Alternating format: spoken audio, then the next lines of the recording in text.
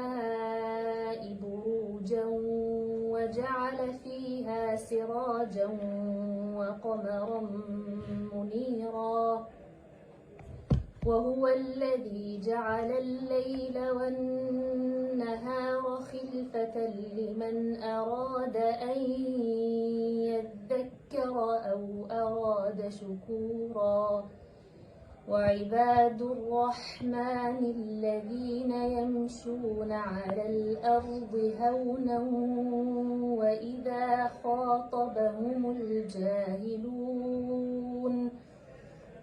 وإذا خاطبهم الجاهلون قالوا سلاما والذين يبيتون لربهم سجدا وقياما والذين يقولون ربنا اصرف عنا عذاب جهنم إن عذابها كان غراما إنها ساءت مستقرا ومقاما والذين إذا أنفقوا لم يسرفوا ولم يقتروا وكان بين ذلك قواما.